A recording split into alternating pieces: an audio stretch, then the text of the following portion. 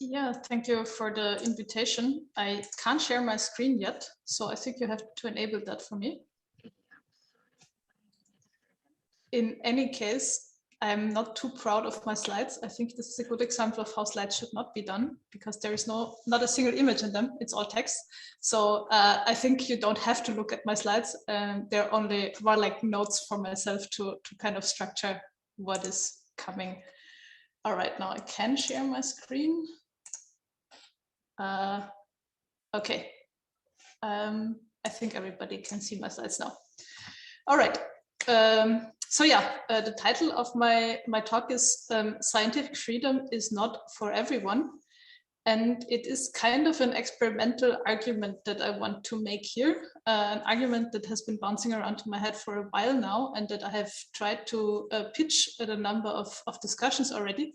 But this is the first time I kind of try to make this argument in a larger audience. And I'm super curious about the discussion afterwards. So I don't claim to have all the wisdom here.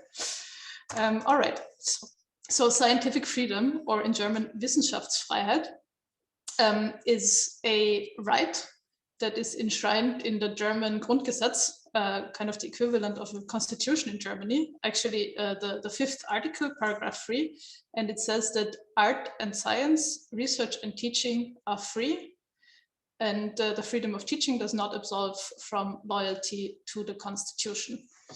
So let's unpack this a little, or first of all, let's tell you what I'm going to talk about. So I will unpack what scientific freedom is and who profits from it. I will then try to make an argument that the majority of researchers that are currently doing the research, at least in Germany, are not profiting from this protection of scientific freedom. And I will point out why I think this is the case. And then kind of in the spirit of this whole event, I will also try to make some concrete suggestions of how we can improve the situation. But first of all, let me take a step back and tell you who I am, to kind of give you an impression of why I'm talking about stuff like scientific freedom. I myself studied physics at the University of Göttingen. I did my PhD in physics at the Max Planck Institute for Dynamics and Self-Organization. And during my PhD, I was part of the Max Planck PhD net, which is one of the largest representations of doctoral researchers in Germany. It represents about 5,500 PhDs. In 2018, I was also the president of PhD net. And I'm still involved with representations of doctoral researchers as an advisory board member of N², which is the network of doctoral researchers in Germany. So it's kind of a meta network. Even though I'm a postdoc now, I'm a postdoc doing computational social science at TU Graz. So I've moved back to Austria, where I was born. And I'm also a member of the newly founded network against the abuse of power in science. That kind of tries to work against some of the more severe symptoms, I'd say, of the current academic system that we have. All right, so coming back to the title of my talk, scientific freedom. What is it? The definition, or what the Constitution says, is quite abstract. What does it entail? What follows from it? So I've seen an argument by Wilholt, who kind of tries to untangle this into two different parts. First of all, freedom of ends. So the scientists involved in research should themselves decide which projects and approaches to pursue. And I kind of interpret this as enabling the scientists to follow the state of the art in their own discipline and to follow their conscience as a scientist and not be influenced by outside forces such as the wishes of a political party and such. And then there is also a freedom of means, which is even more abstract, at least in my opinion, that kind of means that a society or state must provide resources to conduct the research that the scientist deems important. You can see here that's already quite utopian. If I decide to investigate, I don't know, how rainworms smell tomorrow. Nobody is required to pay me for that. So there obviously is also some kind of balancing going on here between this freedom, scientific freedom, and yeah, other requirements that the society might have. What you also might have gathered from my very short bio I presented here is I'm not a lawyer. I'm a physicist or a computer scientist by now. So the arguments I'm trying to make here are, please don't judge them as being made by a lawyer. I'm very happy if there is lawyers in the audience who can take apart my argument. I'm kind of doing them in a very hand-waving sense here, but I think they're nevertheless an interesting thought to be had. All right, so let's be even more concrete. Let's give you a couple of examples that are derived from this protective, from the scientific freedom. And these examples are protective rights. So these are examples of discussions that I've been part of where scientific freedom has been brought up to reject something or to be protected against something. Or also examples that are kind of, in the public or part of the public discussion.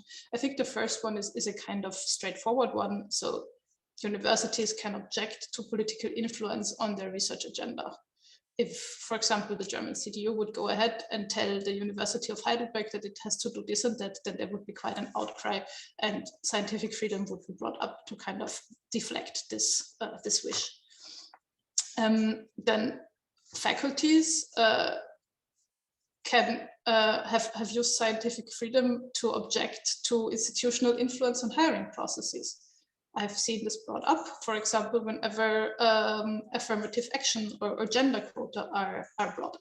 Scientific freedom was used to say, no, we as a scientific institution are free to decide how we are going to do the research we are going to do.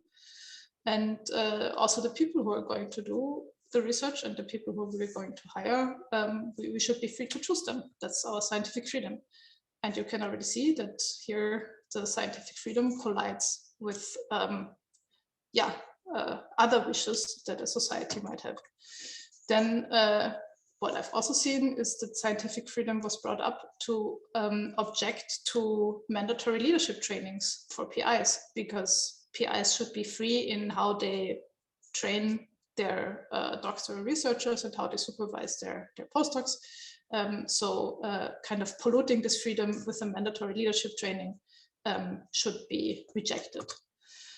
I've also seen scientific freedom brought up when it comes to ethics. The research, especially when it comes to human or animal subjects, is often subject to strong ethics requirements. There needs to be an ethics assessment, and there needs to be an explicit allowance to do this research. But this has also been challenged, citing scientific freedom. So these are, I think, for rather standard examples, but they're not so standard in the sense that some of them I think are very clear in the sense of everybody agrees that scientific freedom should dominate in that case, but some of them it's less clear that scientific freedom is should be should take precedent over other considerations. Who is protected by this scientific freedom? Who benefits from it? The Constitution doesn't really say that, but comments to the Constitution have figured out that in principle, everybody engaged in research activities that are characterized by some degree of independence are protected by this scientific freedom. A PhD degree, at least in Germany, traditionally is proof of the ability to conduct independent scientific work. So in my reasoning, starting from doctoral researchers at the very least, researchers are subject to scientific freedom. On the other hand, in Germany, all non-professor researchers, usually are subject to directives, in German Weisungen, by the supervisors. So you can see that there is some tension between the scientific freedom on the one hand, and on the other hand, the necessities of organizing hierarchical employment conditions that have this feature of the directives.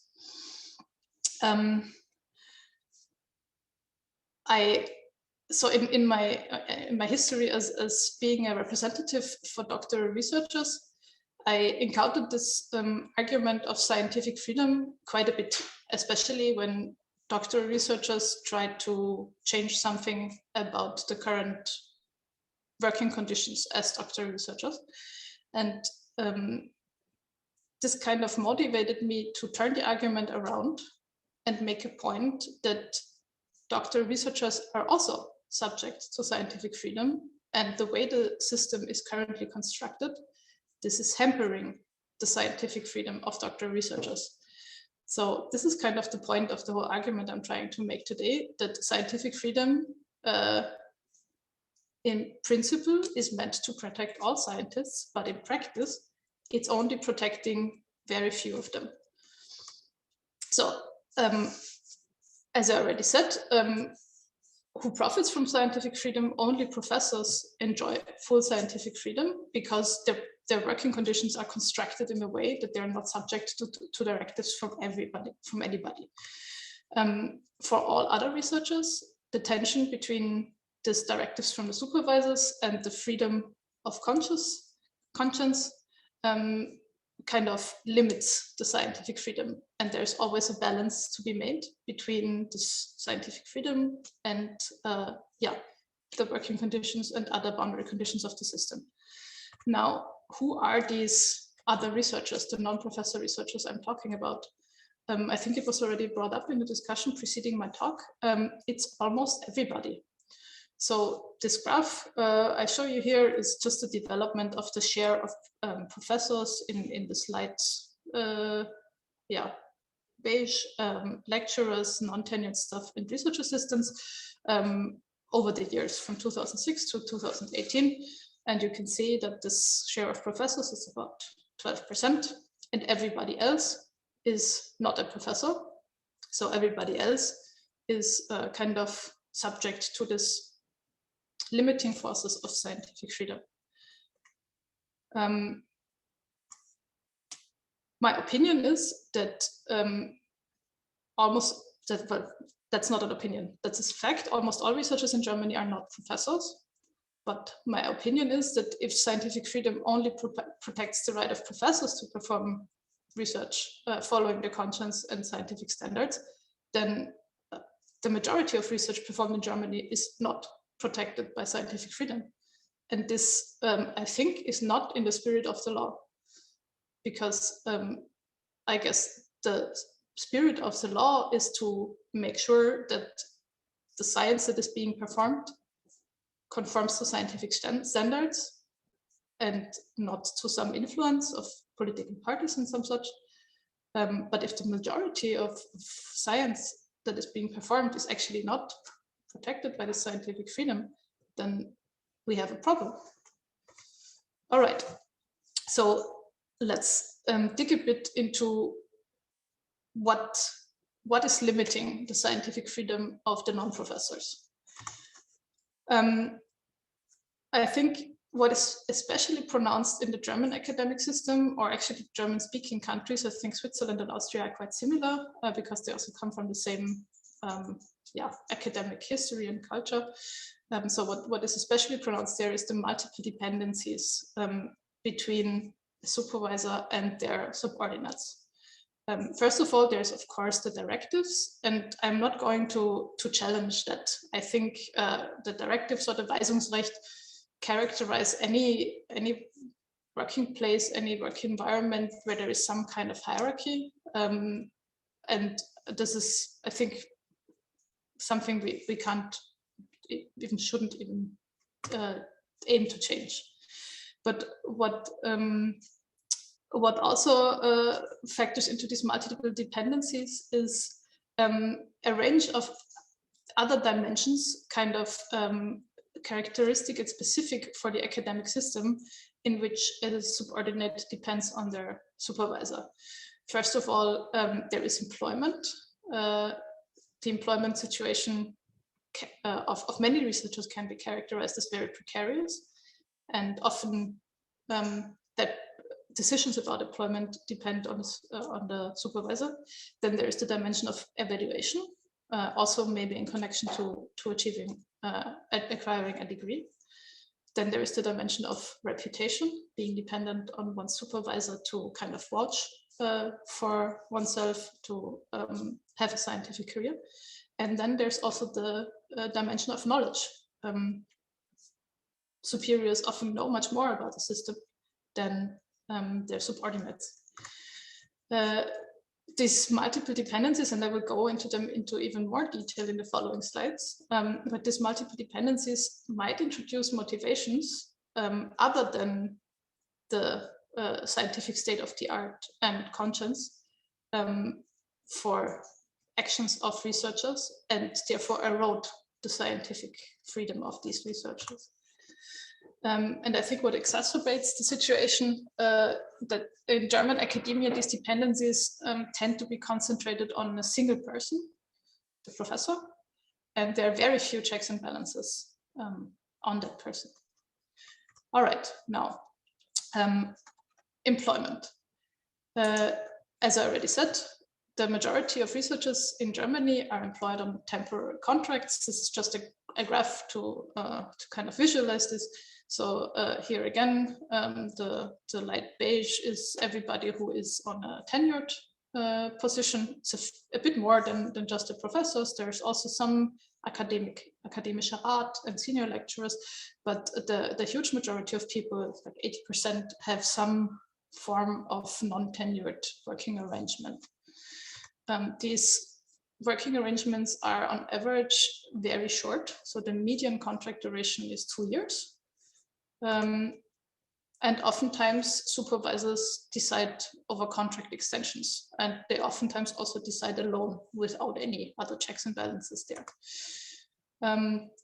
Securing one's own livelihood in terms of money, sometimes also in terms of a residence permit in Germany that might be tied to a working contract, I think is a very strong motivation. And if that is in conflict with following the scientific state of the art or one's own conscience, that might tip the balance in the direction of securing one's own livelihood. On the dimension of evaluation, what I think is a peculiarity of the German system, and I still can't fathom how this is still not changed, that the daily supervisor is also the evaluator or the main evaluator of the PhD thesis in the end. So the PhD student is not only dependent on their supervisor for their livelihood, but also on their supervisor for the final grade of the thesis. Also, like along the same lines, supervisors often decide about article authorship. Sure, in theory, it should be the decision about authorship, who is author and who is author in what order and at what position should be based purely on merit. But in practice, it's often supervisors assigning authorships based on whatever criteria they have and whoever they like and whoever needs that authorship the most at the moment. And I've seen that a lot in my representation work. Supervisors can use this to extort additional work that is unrelated to the PhD project by threatening a bad evaluation or by delaying evaluation, saying something like, I'm not going to allow you to submit your thesis until you haven't written that unrelated article that I want you to write. And refusing this additional work is very risky, since a failed PhD project is a huge amount of lost time. PhD projects are usually 3, 4, 5 years, and threatening to kind of waste this whole invested time, I think, is a very, very strong motivator. Then there's the dimension of reputation. In academia, this is enshrined in the letter of recommendation, and almost all positions, grants, fellowships need at least one letter of recommendation. So if one falls out of the supervisor's good graces, this becomes a lot harder to come by a good letter of recommendations. And what also adds to that is that many academic fields are very small. People know each other, we run into each other at conferences, and it's very easy to run somebody down from a position of power. So if I don't like my PhD student and I drop a few rumors about them on a conference, I can make their life very hard getting that next postdoc. So going against one's own supervisor and kind of risking to anger them might well jeopardize a whole scientific career and close many, many doors. And the last dimension, which I think is kind of overlooked, but I think it's very important, and it's also I've also come across it a lot in my representation work, is the dimension of knowledge. And I think this is an area where the systemic flaws are very, very obvious. The systemic flaws that we have in a system that work against the freedom of the early career researchers. So currently in our current system, mobility is sold as a virtue of researchers. Everybody is expected to move institutions frequently, to even move countries. In my discipline, doing a postdoc in the US or the UK is almost a standard. If you don't have this on your CV, it's considerably harder to get to these scarce tenured positions. But what does this entail, this high mobility? So in my opinion, acquiring knowledge about how a system works is a necessary condition for being able to defend one's own right. And this high mobility hampers people's ability to get to know the system they're operating in. I have talked to so many international doctoral researchers and postdocs who have no clue what a works council is. Why? Because they haven't grown up in Germany. They don't know about this culture of representing workers' rights. And they are at an institution for 2 years, and maybe they learn about the existence of the works council after the first year, and then they're gone already. And so in the end, supervisors are way more likely to have been at an institution for longer than their subordinates, and they have a systemic advantage in institutional knowledge. And the way most of our representations work, be it the works councils, university senates, everything that has a kind of longer period between elections systematically works against early career researchers in precarious working conditions. Nobody is running for these representations because they take a year to get to know the system and then they're already gone. Or if people are running for these positions in senates and works councils and whatnot, they might be there for a year, but then for the remaining 3 years of the period, the works council is void of any early career researchers because the contract durations are just not long enough. And that kind of undermines the ability of people to represent themselves and change all the other things that are currently not really working in our system. All right, so to kind of summarize these points that I tried to make, disagreeing with one's own supervisor is very risky because it has the danger of many unfortunate consequences. So pleasing the supervisor might trump scientific integrity. And this is the point where I think scientific freedom is eroded. And this is the point where I think early career researchers could make a case for better working conditions, for better supervision quality, for more checks and balances on their supervisors, citing scientific freedom as their right as independent researchers.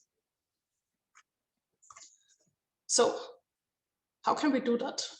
What can we do to kind of alleviate these systematic flaws?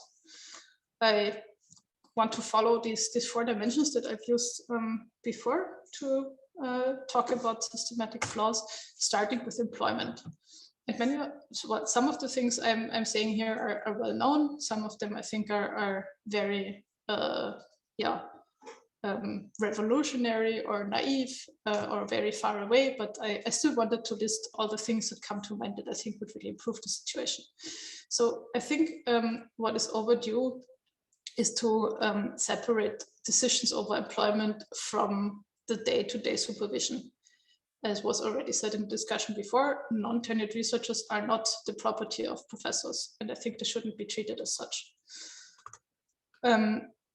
What is already enshrined in law in the Wissenschaftszeitvertragsgesetz, but I think not really practiced, is that contract durations should mirror real qualification durations.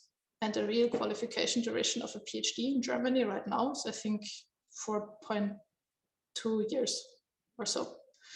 And as long as this is not the case, we will always run into these conflicts or tensions where the PhD project is not yet finished, but the contract renewal is due. And at that point, the supervisor has a lot of power over the PhD student.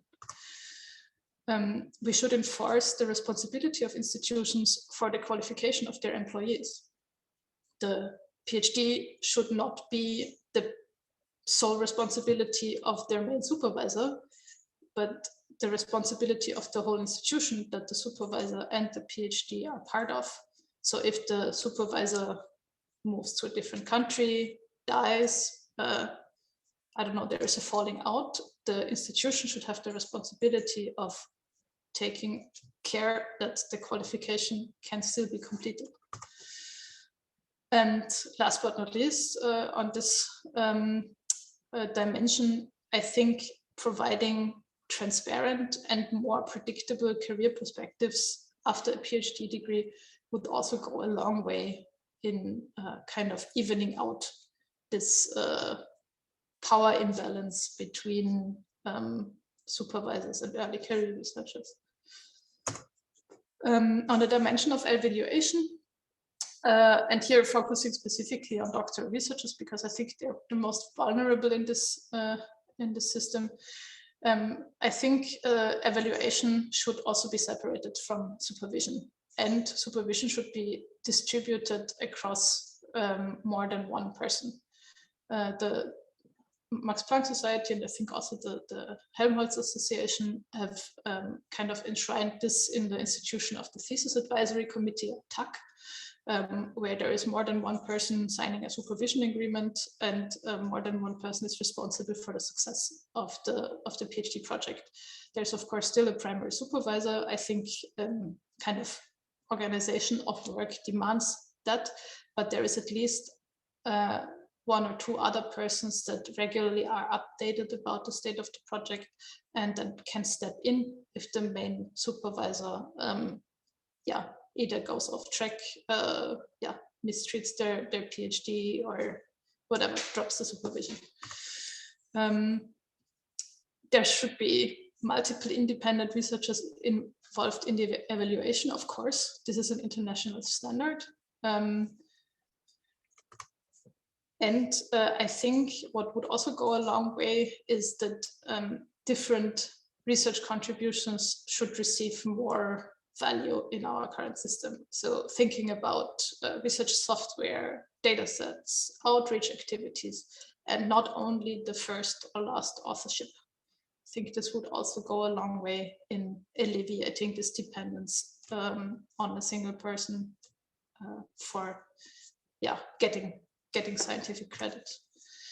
And then what I think is also very important and almost non-existent currently is the evaluation of supervision performance, thinking exit interviews. I think we have this in teaching already. We have feedback for our lectures, which at least in some places I think is already taken into account when it comes to tenure, promotion, whatnot. But I haven't seen a structured effort to evaluate PhD supervision and postdoc guidance yet. On the dimension of reputation, I am very convinced that it's time to completely scratch letters of recommendation, because I think they don't really add much when it comes to assessing somebody's skills, and it's more like a filter for people who are well connected and well liked and were lucky with the supervisor. And it would make everybody's life much easier and reduce a lot of unnecessary work if we scratch those. Then I think institutions, academic institutions, should emphasize or make an effort to ensure that their hiring committees are trained to recognize their own biases, in the sense of if somebody doesn't provide a splendid letter of recommendation by their PI, maybe it's a good person, but the PI is an asshole. So maybe consider that as well. And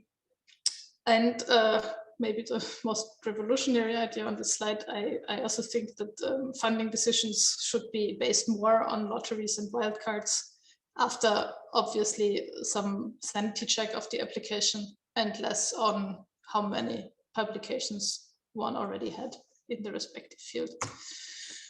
Lastly, the dimension of knowledge. I think what is really necessary from academic institutions is to provide a structured onboarding and offboarding process for their early career researchers. I know it's a lot of work because the fluctuation is just so high, but I think it's long overdue to have a good personal development strategy in universities and also non-university research institutions that include these onboarding and offboarding processes and ensure proper flow of information about how the system works. I think representations of ECRs should be strengthened in the sense of at universities, they should probably become their own status group and have a seat in Senate decisions and whatnot. And in non-university research organizations, the representations of early career researchers should also be involved in the appropriate committees. And a big one, I think all research institutions should require administrations to communicate in English, because by now everybody prides themselves of being such an international institution, but we still systematically exclude people who don't speak German from very important information streams, especially when it comes to how the system works and how workers' rights are represented. And we can't really expect these people to participate if we don't do it in a language that they understand. All right, so that was a lot of opinion and a lot of points, and I'm very happy to start the discussion here. And obviously, you can also write me an email or chat me up on Twitter. I'm also happy to discuss there.